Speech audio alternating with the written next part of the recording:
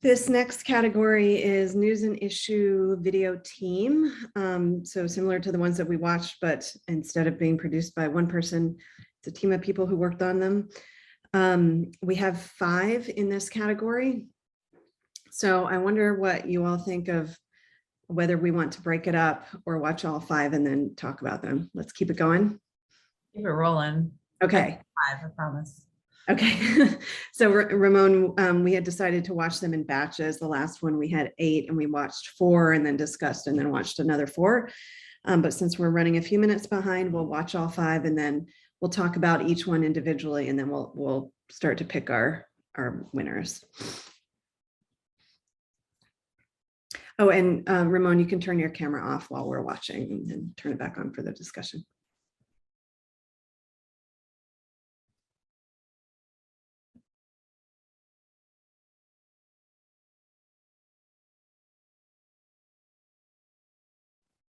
Title for our first entry here is "We Are Alone," and Afghan translators plea for help.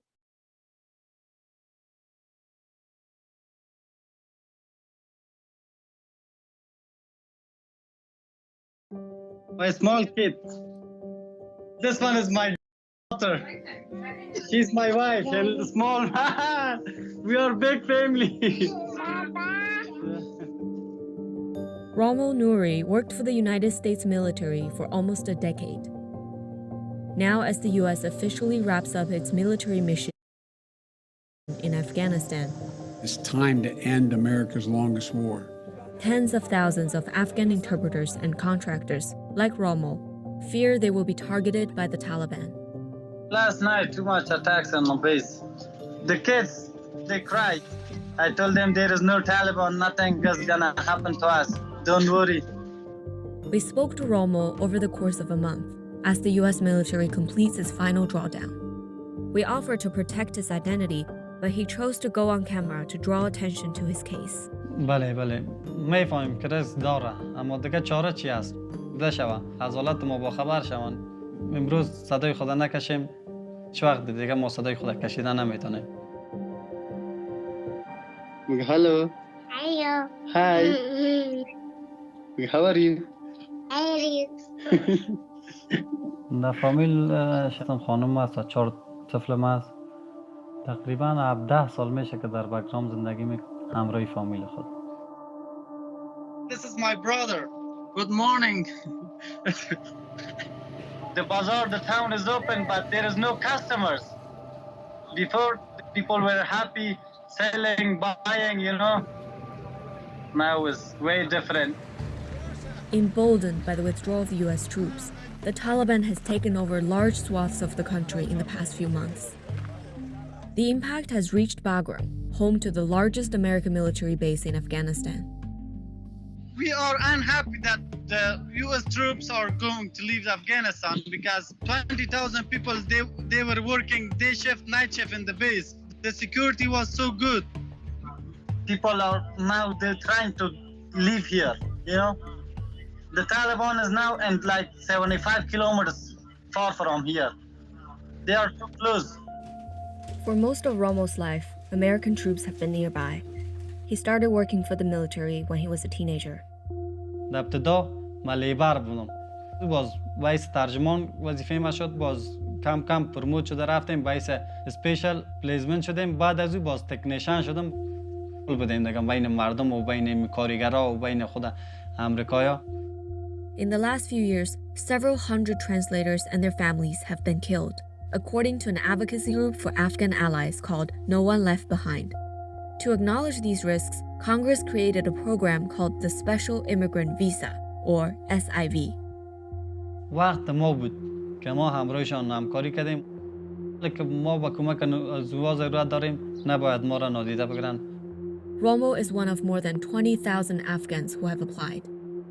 But time is running out. The situation is getting bad. Trying to go, but we heard one shot just now.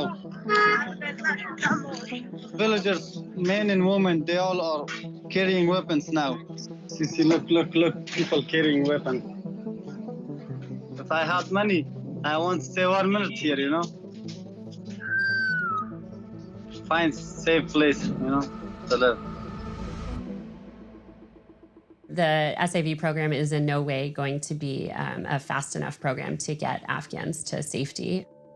Jennifer Patoda works with applicants like Romo at the International Refugee Assistance Project. She says that the SIV program is plagued by a severe backlog, arbitrary denials, and stringent requirements that are difficult to meet.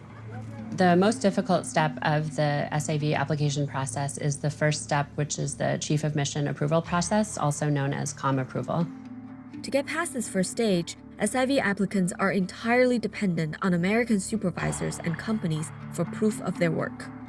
It's very possible that people spend years trying to locate their employers that have gone out of business or locate their U.S. citizen supervisors. متاسفانه ما داکومنت‌ها را در دوران نداشتیم چون تکنولوژی و اینترنت نداشتیم که از ایسای خود از رفیقای آمریکایی خود ایمیلشان فیسبوکشان یا شماره تماسشان. It took Romo several years to get the documents ready, and that means he's just at the beginning of a 14-step process. The American Legion demands that the United States government act now. For several months, veteran groups, lawmakers, and advocates have been asking the White House for an emergency evacuation to get SIV applicants to safety. Waiting for Biden announcement. This is very, very big help if President Biden announced for evacuation. Like they cannot imagine how they get happy. So our life gonna be changed,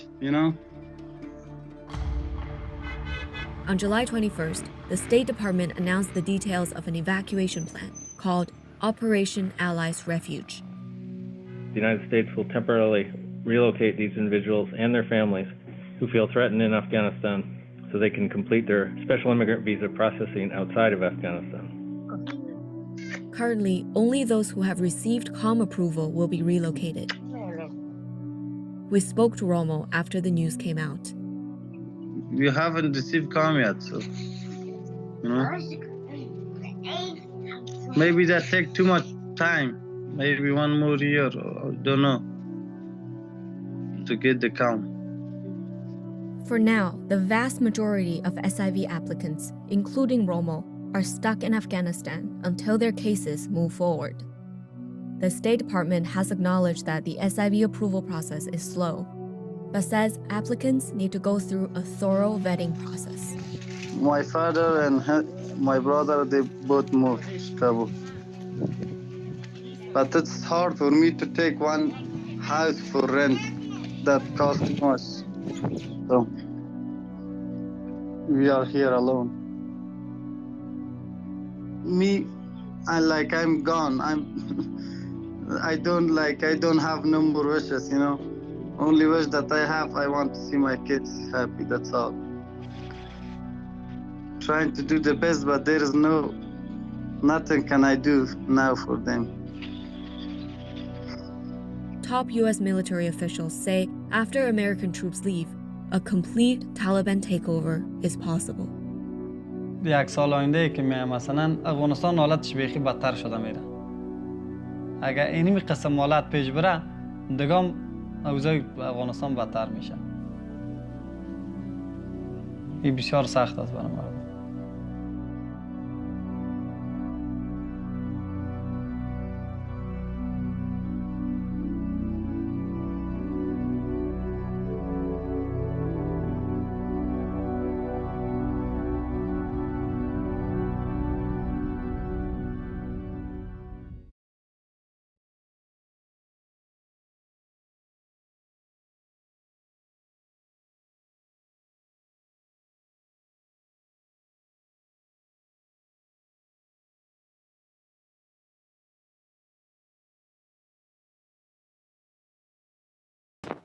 Title is The Last Holdouts.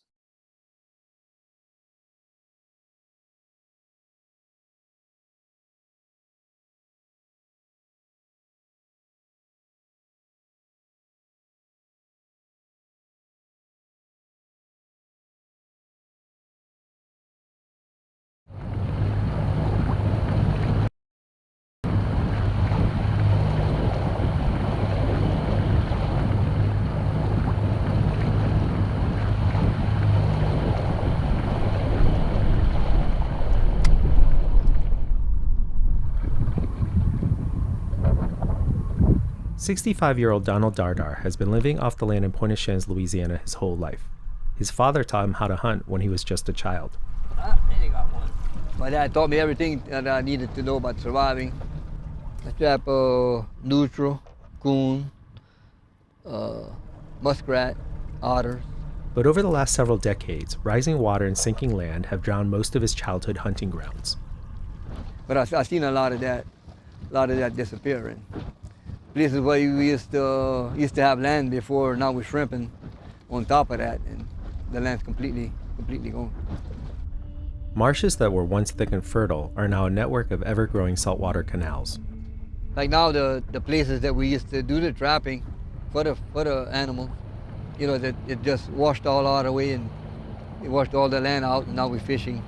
We just kept adapting to the changes. That's our way of life down here, and that's what we've been doing. But that way of life is disappearing.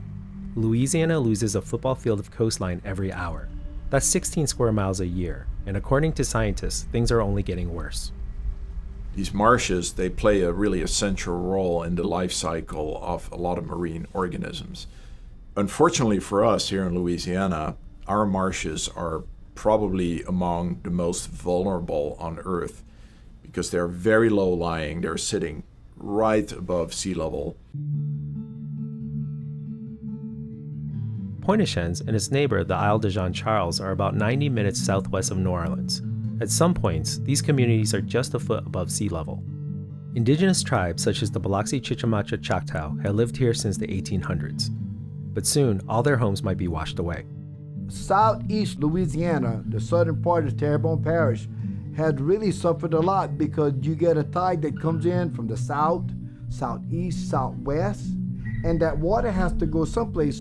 So unless you stop that or slow it down, it'll eat up the land. It's been real tough. You can hear the shingles coming off. The island has been in the news for years. When storms come, so do massive floods.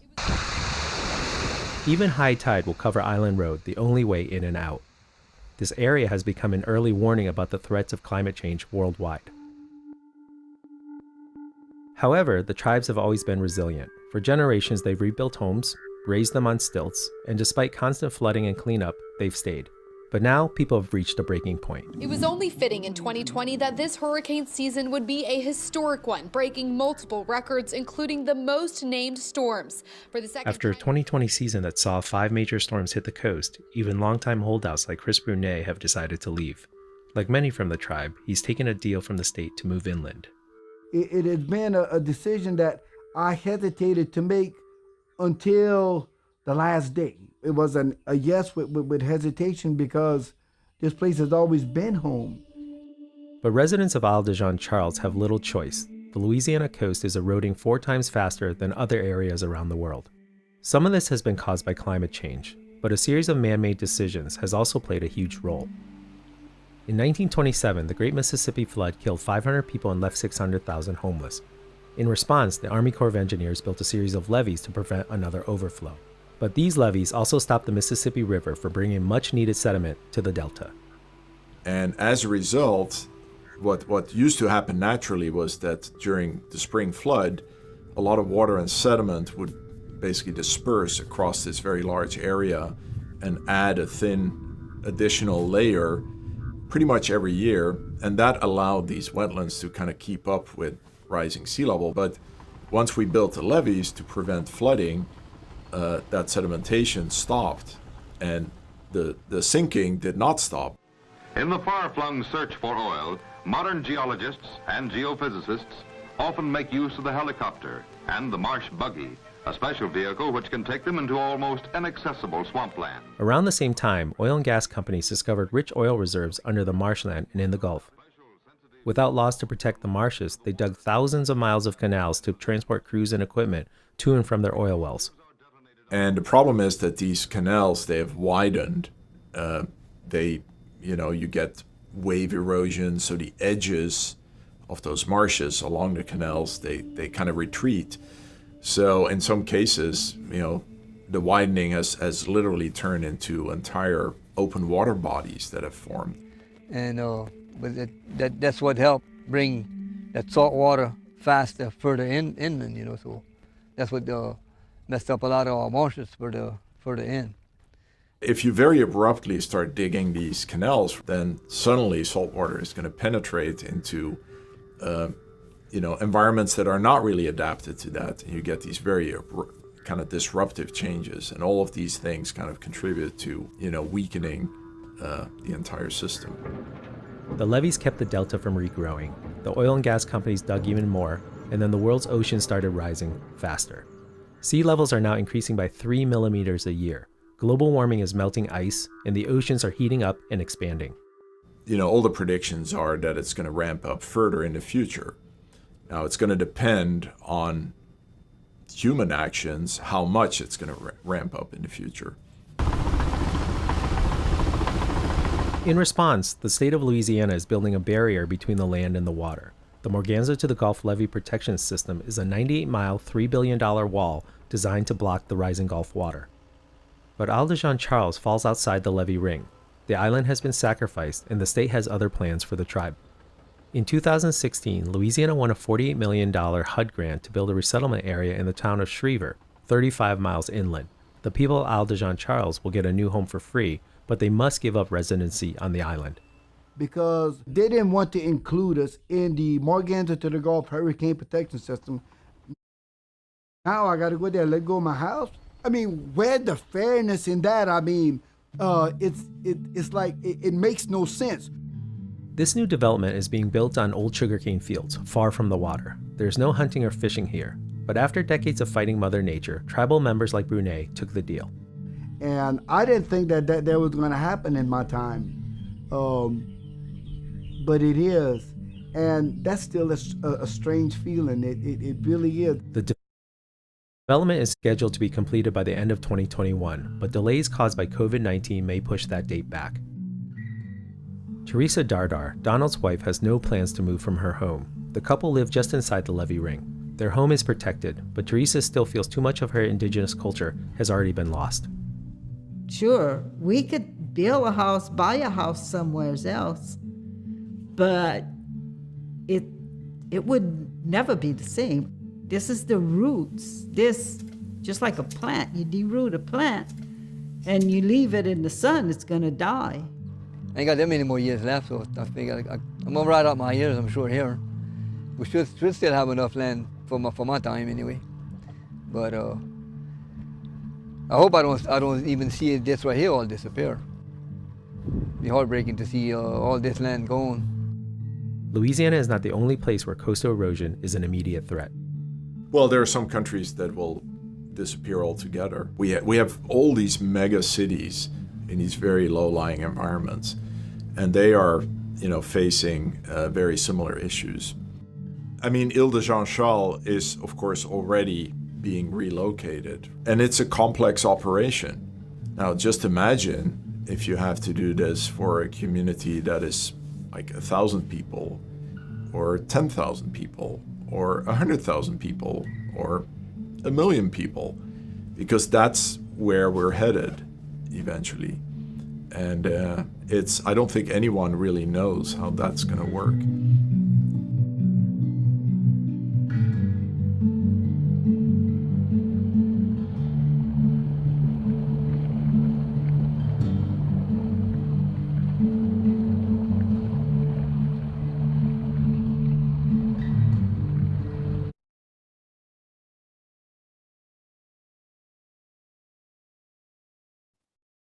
Title is New Footage Shows What It Was Like Inside the Trump Mob at the Capitol.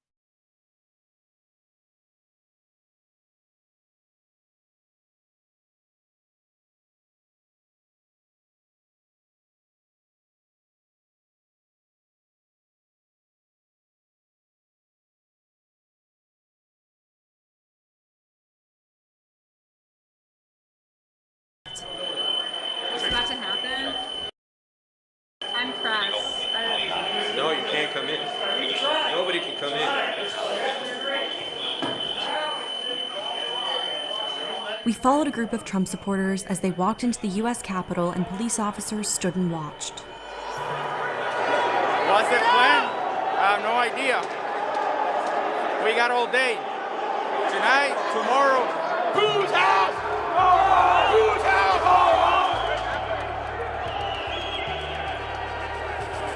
USA! USA!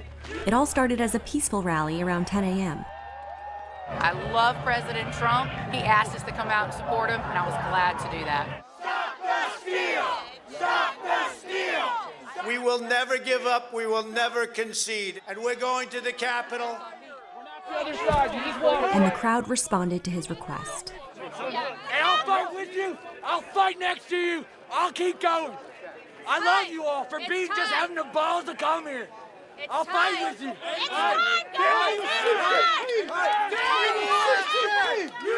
And so they marched. Bust the doors down.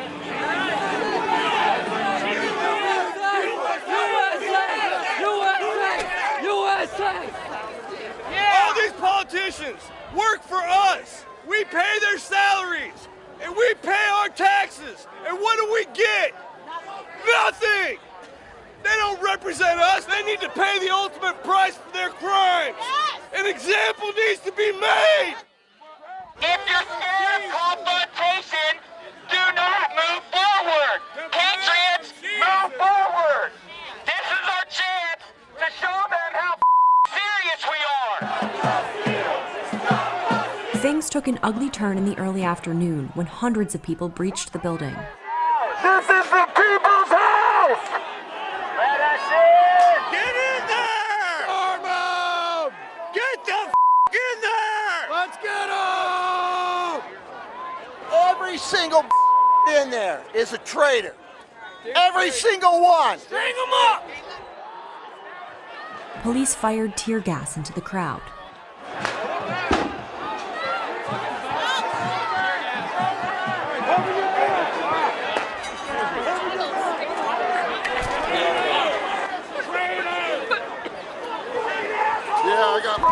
We were shot with some kind of clear liquid from all the Gestapo squad. It burns like dude. Oh, watch out, watch out, watch out, watch out, watch out. Throw it away!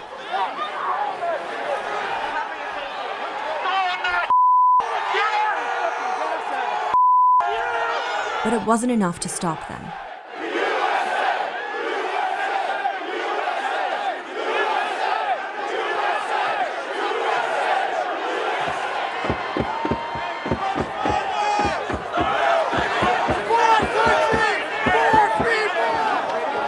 Stairs is where we need to go. Do it. Let's do it. They're gonna hit you.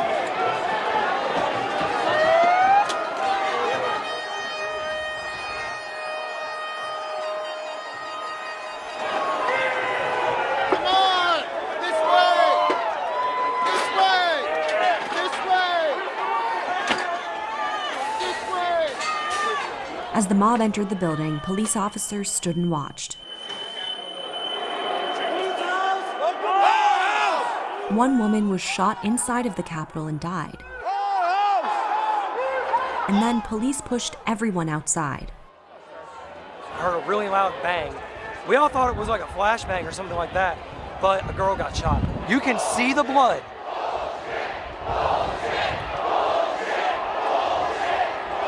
That is her blood around that corner.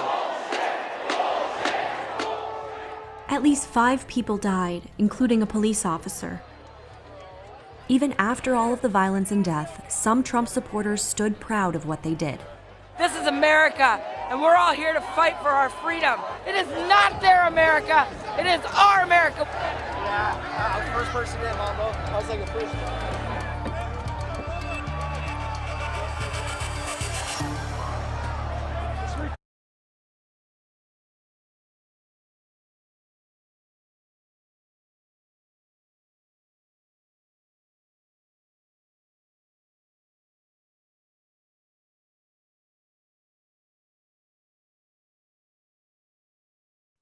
Title for this one is Death Row.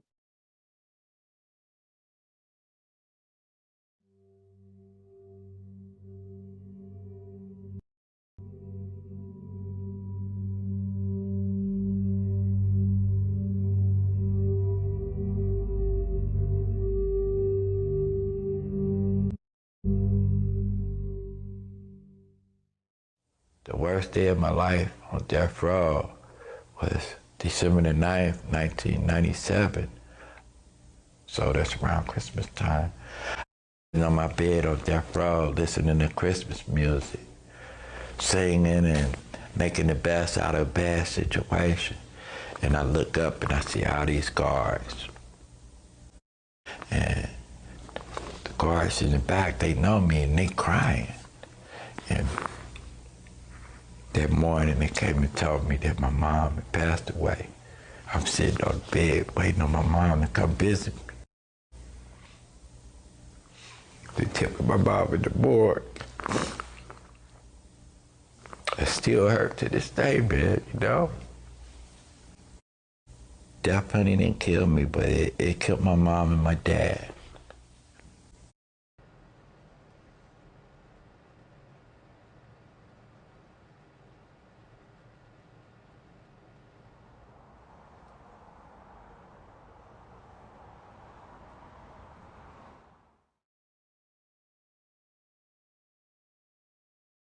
The judge had said, "You're free to go, Mr. Paget." And I had been walking back and forth from the jail across the street. The jail was just across the street from the courtroom.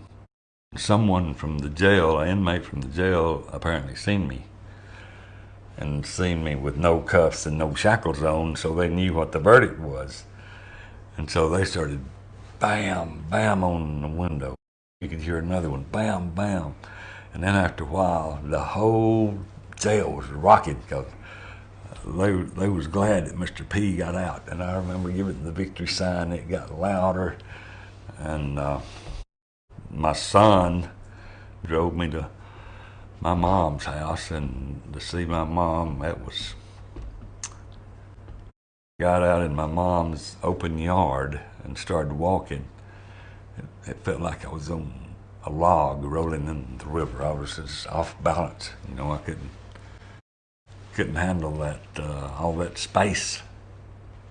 I went and hugged a tree before I went in the house. But it was a wonderful day.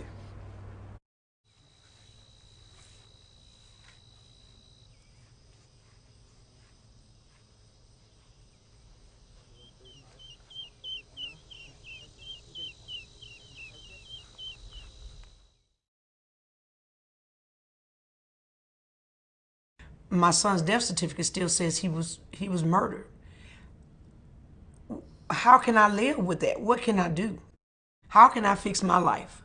You know, how can I do something or be something with that still over my head? What am I going to say if I go to a job and they say to me, you know, have you ever been incarcerated? Yeah, but let me explain. Who's going to want to hear that? Nobody cares about the explanation. Are you really exonerated? No, you're not exonerated. You're not exonerated.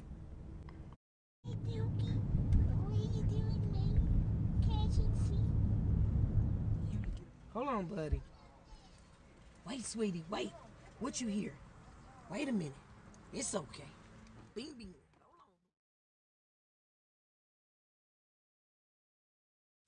Yeah, I still have nightmares about walking to the death chamber, being set in a fire by that electric chair. I wake up at night, it's cold sweats. I got my own little death row in that house that I stay. I got a recliner. Hell, I stay in the recliner. I sleep in it most of the time. I'll go to the kitchen and eat. I'll go to the bathroom. I'll take my little dog outside and I'll come back and watch TV. I'll take him outside later in the evening. I'll come back and watch TV. That's my daily routine. That's my little death row at home. But I'm free. I can do what I want to, so hell, it ain't bad.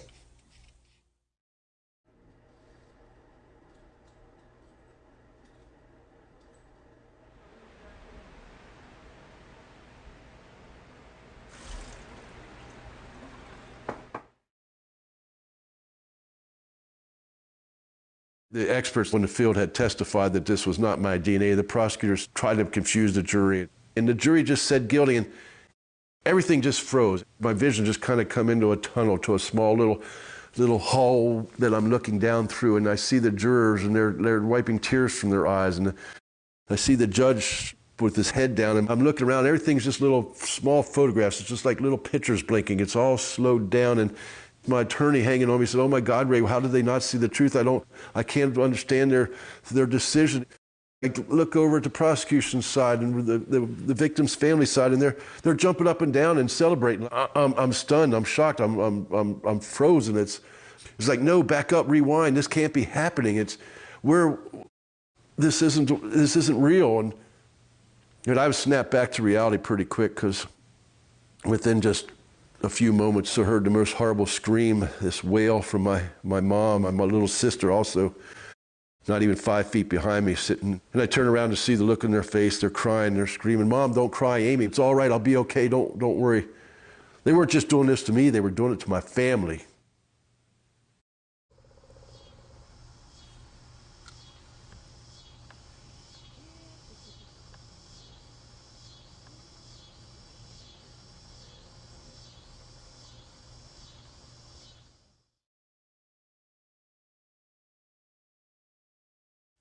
And it was hard for me to fully forgive.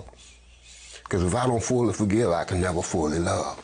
So the degree in which I forgive will determine the degree in which I can love again.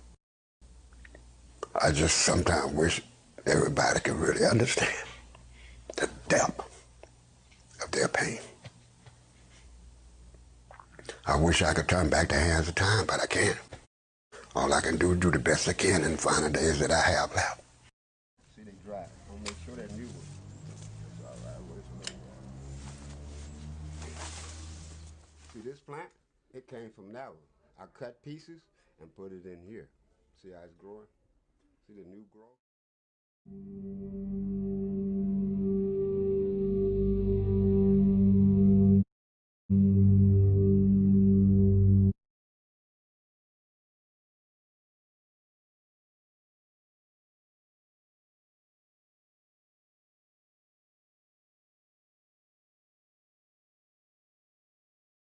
The title for this one is Nat Geo Explores How These 1930s Maps Left Some Neighborhoods with Fewer Trees.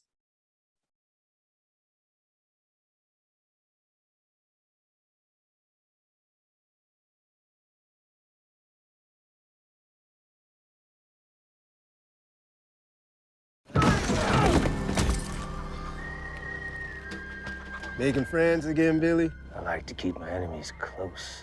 Guys, excuse me. I didn't quite get that. I'm hard of hearing. Oh, hey, don't forget about the tense music, too. Would you say tense? I'd say suspenseful. Aren't they the same thing? Can we move on, guys? Please. Alexa, turn on the subtitles. And dim the lights. Okay, dimming the lights.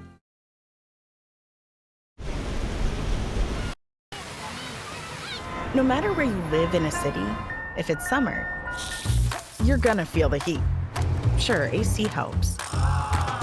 But what if one of the most natural ways to cool down a neighborhood is the one that comes at an unexpected price?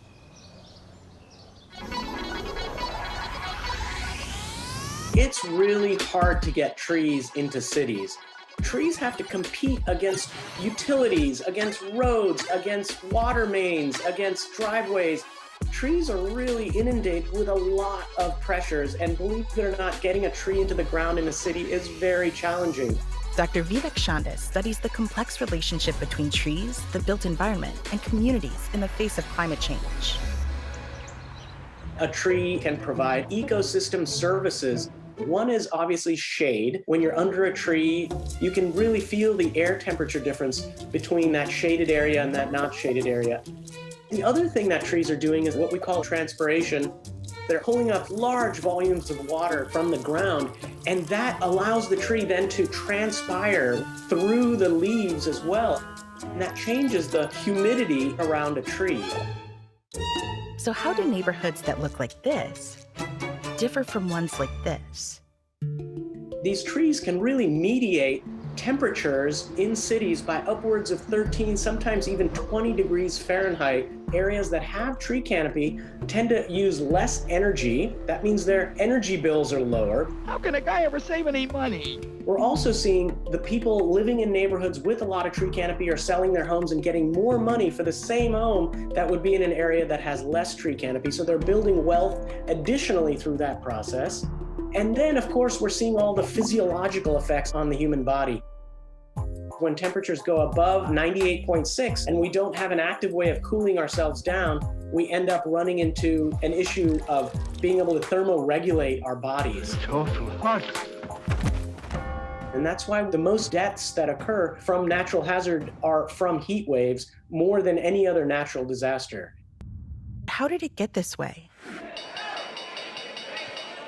For that, we've got to go back to a dark time in American history when the country was struggling to bounce back from economic disaster.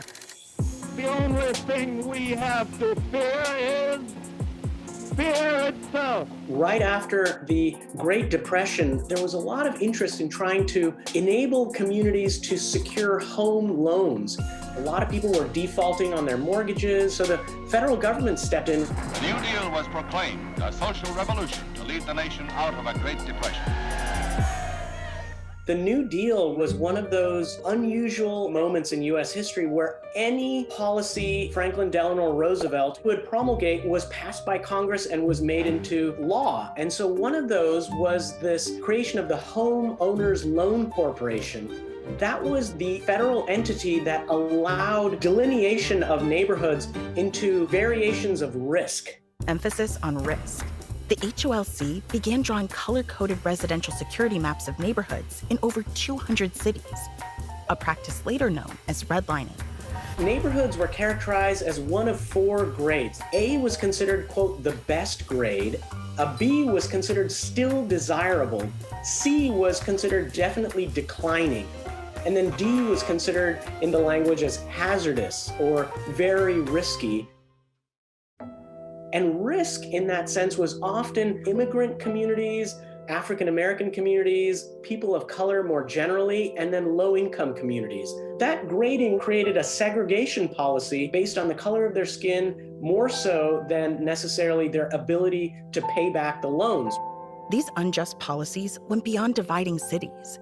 They also worsened existing environmental inequalities. The buildings that really supported the Industrial Revolution, those were often sited in places where there was very low land values. And then with redlining came a greater level of disinvestment where parks weren't being sited in those locations, and often these industrial facilities or roadways were what were finding their way into those locations. Don't tell us that this is the best that you can do in building cities. So redlining came to an end in 1968 as a result of a number of major civil rights acts. And it was only very shortly after Martin Luther King Jr. was assassinated that we actually saw this major push by the federal government to abolish redlining. The Fair Housing Act of 1968 officially banned discriminatory housing practices based on race, color, religion, or national origin. Those maps were put away, but the sharp lines drawn never truly disappeared. Wealthier, wider neighborhoods consistently have 2, sometimes 3 times more canopy than communities of color in cities around the U.S. Some of these historical practices of planning and policy are making it far more difficult for a planner to make a case for planting trees in a C and D neighborhood because it's going to cost a lot more to tear up that concrete, get a tree into the ground, find ways to maintain it, and makes it really hard to get our trees into the ground. As summers get hotter and longer due to climate change, communities, urban planners, and environmental justice leaders are focusing on how to cool down these neighborhoods. So we're really trying to co-create, co-produce these spaces with communities, often working with community-based organizations to understand various ways in which trees and the built environment are affecting their health and well-being. communities have been able to create such thriving, verdant, and incredibly safe and healthy spaces as a result of just getting their needs met and being able to be supported in that process.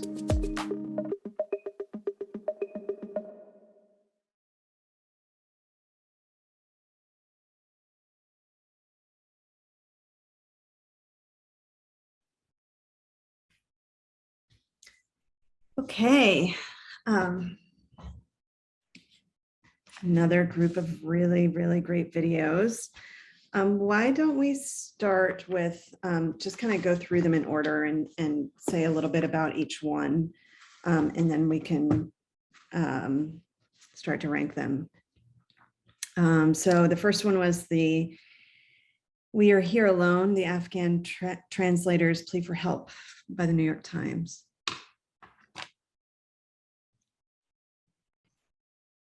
Anybody can jump in. I really, really liked this piece. I felt very connected to the translator, and I thought the way he spoke and was presented in the edit just made it feel very like relatable and personal. It's obviously an incredibly important issue. I'm not sure if that came out before or after the withdrawal. Was it before, Jenna? Yeah, like really well timed.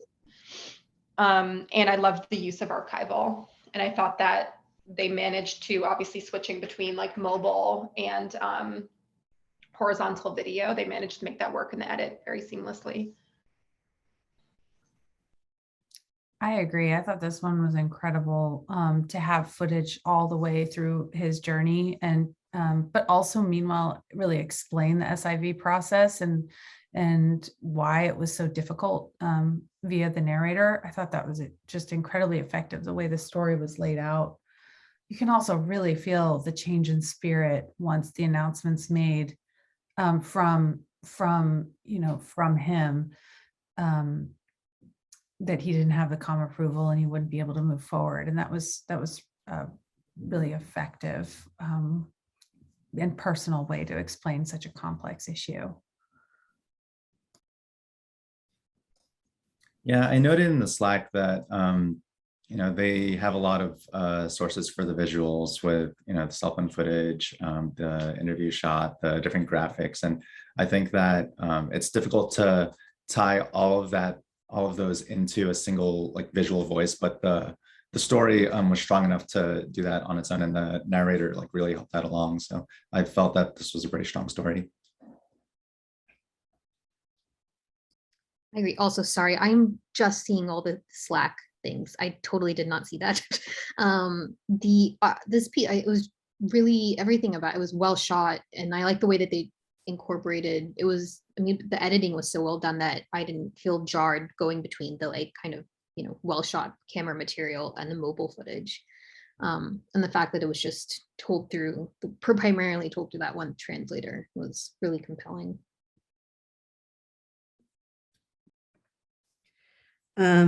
Great. So the next one was The Last Holdouts by Scientific American.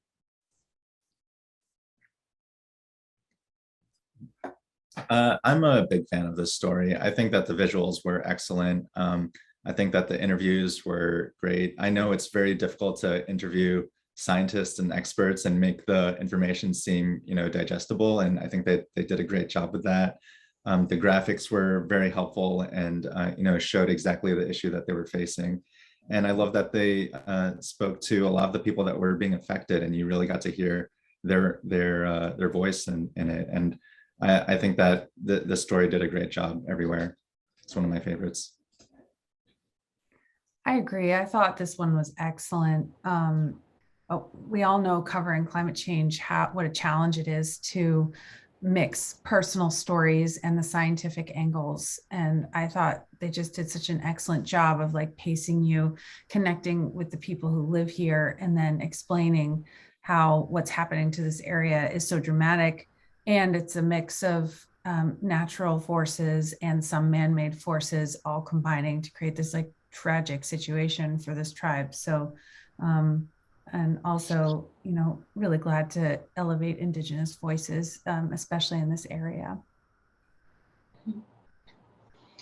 I agree with all that. I would add one, like just sort of a, not a small thing, but just like a detail, was that I thought the interviews were set up, like the shots were set up really well for the interviews. That stood out to me. Yeah, I agree with all of that. It was really well done, and they chose the right people to help you connect to the story and understand it. Which, like you said, Jenna, it's really, climate change stories are really hard. And I will say, I wish I would have liked to hear more about the husband and wife, because it sounded, if I understood it correctly, that they had made two different decisions about whether or not to move. But even just like knowing that was really powerful. So our next one was the new footage shows what it was like inside the Trump mob at the Capitol by Insider News.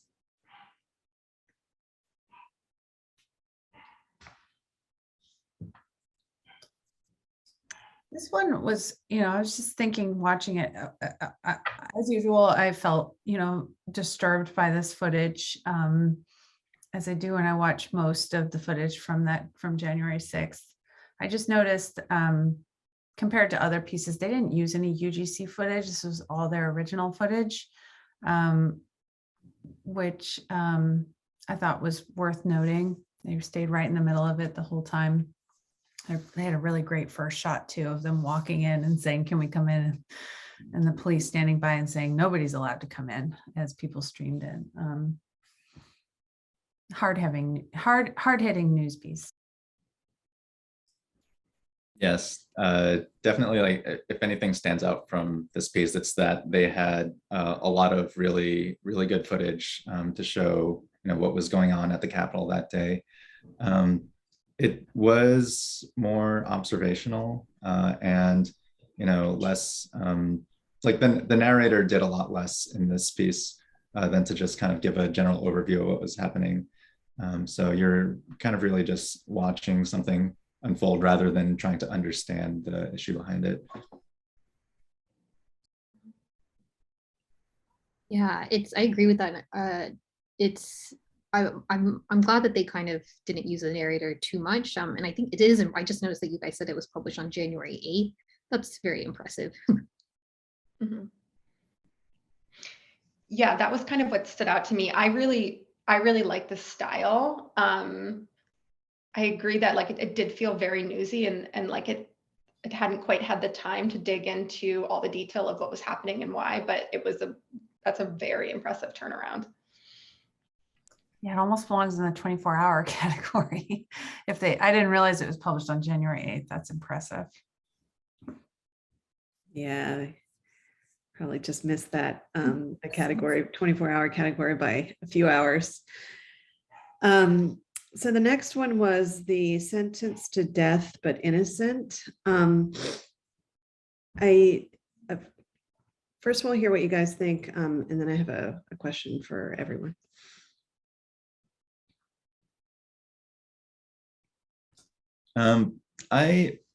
I feel like that was a notoriously difficult format to use for storytelling.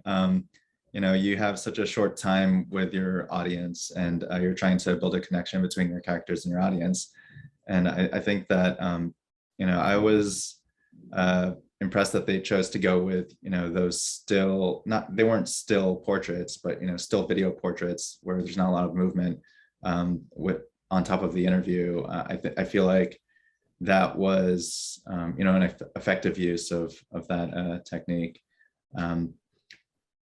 I think that, it's definitely something that I'll have to judge differently.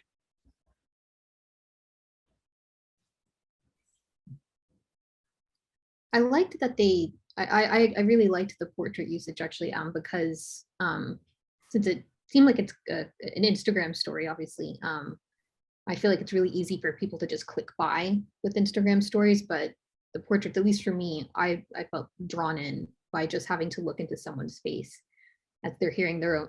Well, I don't know if they were hearing that interview played back as they were looking into the camera, but at least hearing their voice and then seeing them, I thought was really impactful, and the kind of chorus of voices and experiences.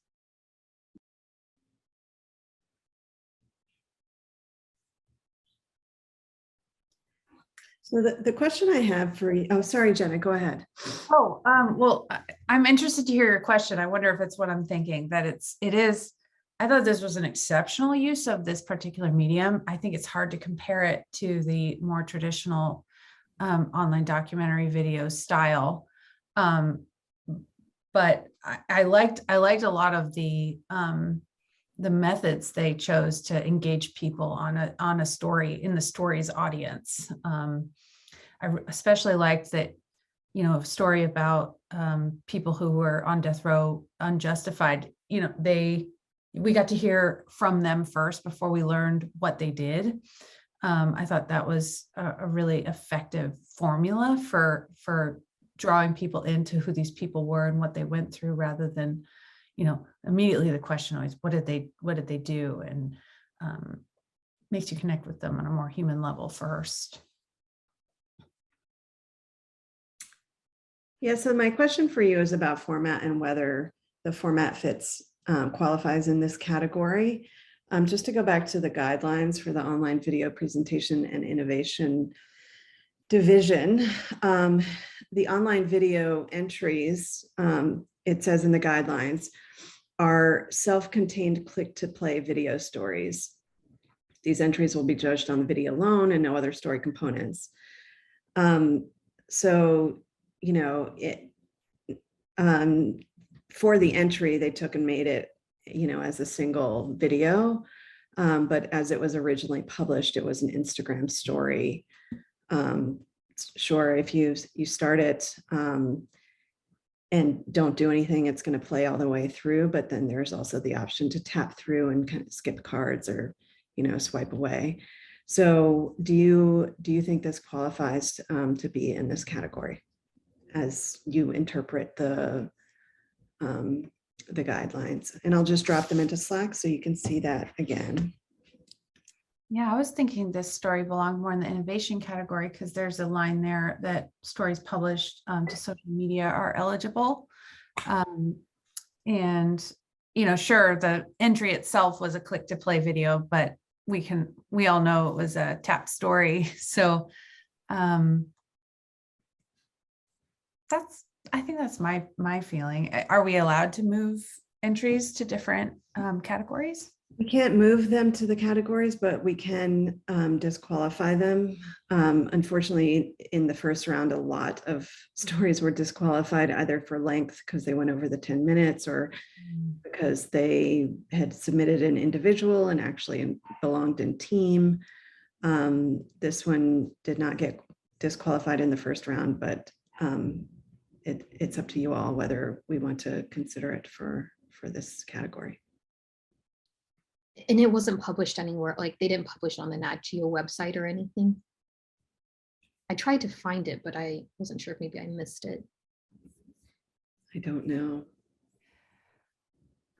I should probably recuse myself, but often they're adapting footage from assignments for the story, right? I think we all do that. So if this was an adaptation, it's pretty exceptional. Unfortunately, I don't know that it belongs in this category. I don't know. How does everyone else feel? Yes, I kind of agree. Not the option of, not the idea that it could be placed somewhere else. It's available. I feel like it should have been. I'm trying to open the source link in the spreadsheet, and I don't have access to it. Is there somewhere else that we can pull this up? Let me find it in Pictor. Actually, I don't even know. Do you guys have access to Pictor? That was the platform that we're using. Maybe you don't. We could pull it up. I could ask Ashley or Cassidy to pull it up again if we wanted to look at it again. Yeah, do you guys want me to pull it up for you? Well, I was mostly interested to see, like, is it displayed like any differently on whatever source material they submitted. No, yeah, it's just if you click the link right there, it's not published anywhere. It's just like on a platform. with the video. Yeah, they put the video into Frame.io, it looks like. Yeah. Yeah, it's in Frame.io. No, I feel like they did kind of reformat it so we could click to play. But interested to hear what other judges think.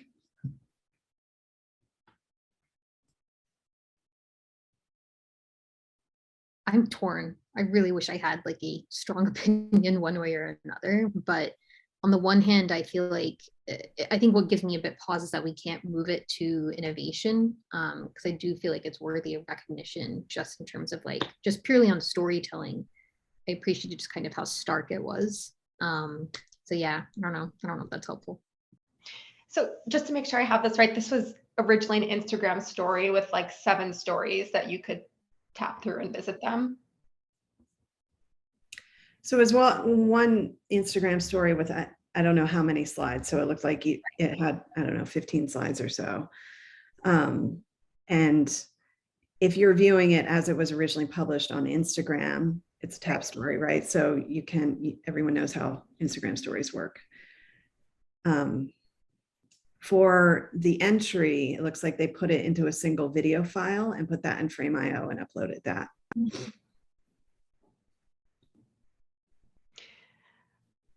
This is so technical, but I feel like I'm more stuck on the word self-contained than click to play. Do we know what exactly that means, that the video has to be self-contained, like that it doesn't have multiple parts?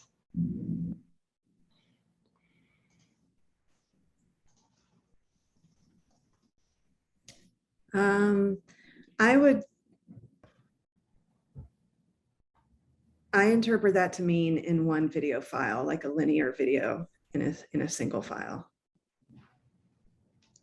But if others have different interpretations, we can definitely talk about that.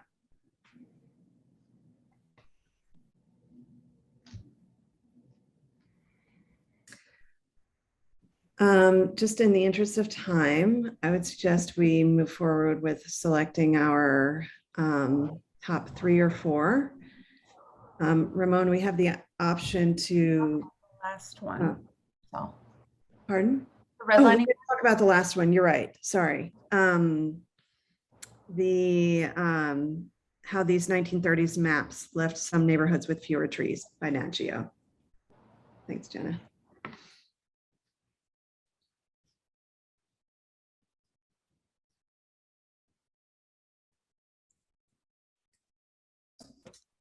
This one obviously relied pretty heavily on editing.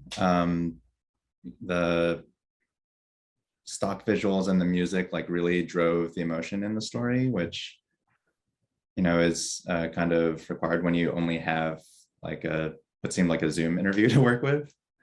But I think I would have preferred to see, you know, some characters in the story to kind of follow along, but it did a really good job at taking a very like broad look at redlining.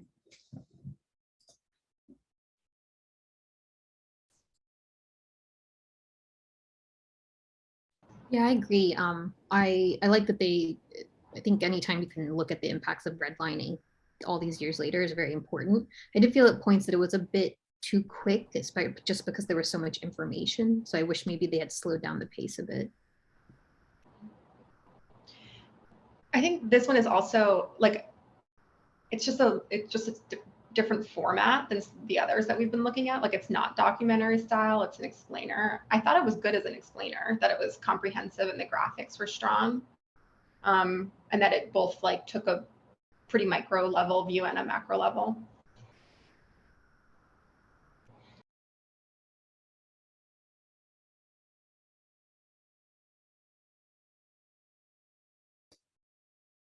I also agree. I think it was it explained something really well, connecting shade to redlining to disinvestment of neighborhoods and to get where we are now. I think it was done really well.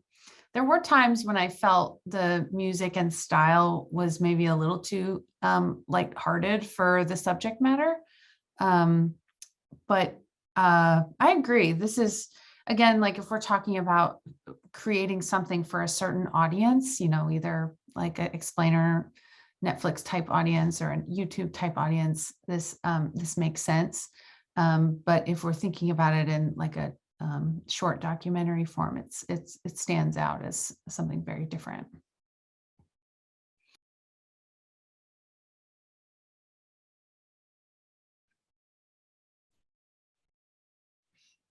Okay. So we have 5 pieces. We can choose first, second, third place, and an honorable mention if we want to. We don't have to choose all of those. Did that work the way we did it last time with people putting their top choices into Slack? Do we want to do that again or try a different way?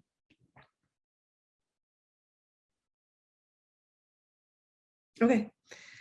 So Ramon, we just, in the same Slack channel, people just dropped in their top choices.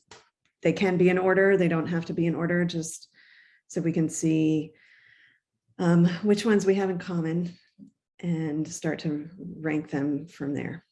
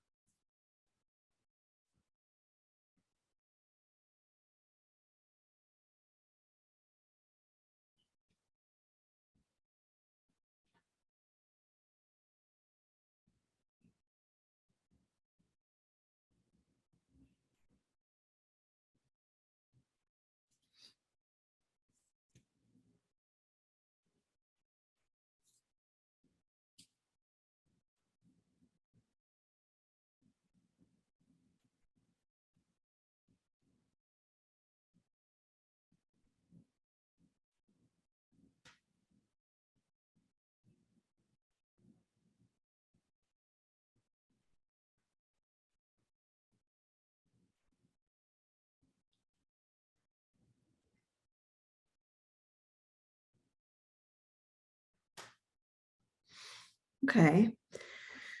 So it looks like everyone has We Are Alone and The Last Holdouts.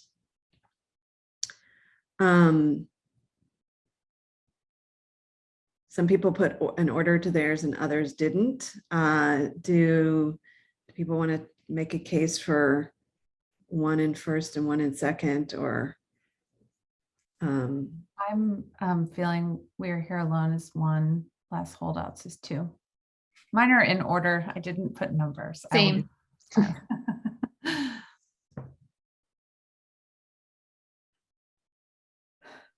I would agree for We Are Here Alone for 1 and The Last Holdouts for 2.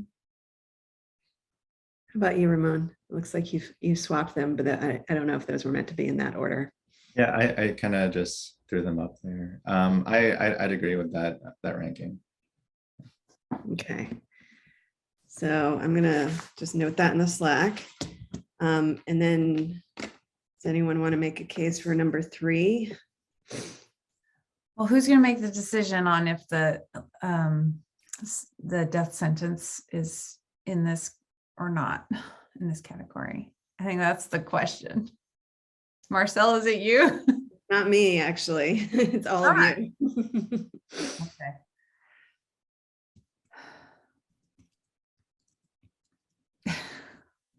All right, team, what are we going to do? Should we do a vote? And this is really not about if it's good or not. It's about does it belong in this category or not? Yeah, and as I said before, we have a lot of, in the first round, had a lot of heartbreaks and disqualifying a lot of really, really good entries because they didn't quite fit the categories.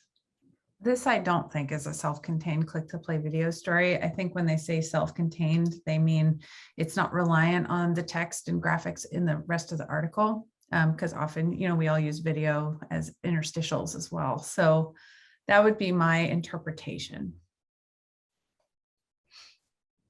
Yes, and I think that the fact that it would have fit so well in another category really doesn't help it here.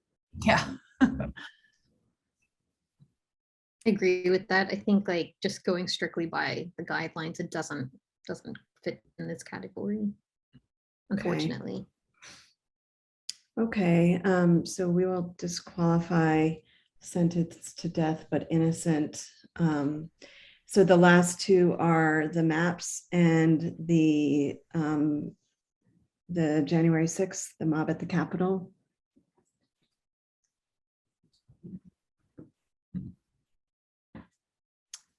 For me, number 3 is mob at the Capitol with an honorable mention for the maps. I would agree with that. I agree too.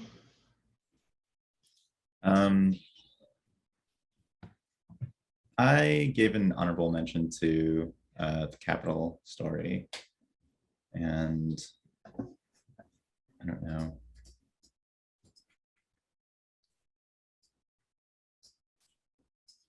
Do we have to award a third place? We don't have to award a third place or an honorable mention. Oh. Does that change anyone's feelings toward placing the Capitol story?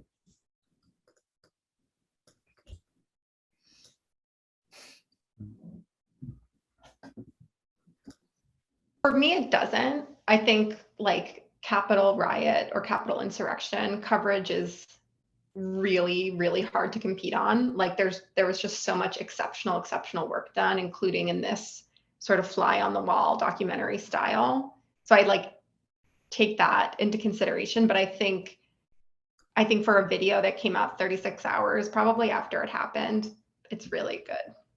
I agree. I mean, I think it's really good in general, but like the fact that like I can see the crash that they did on it sort of like pushes that over the edge for me.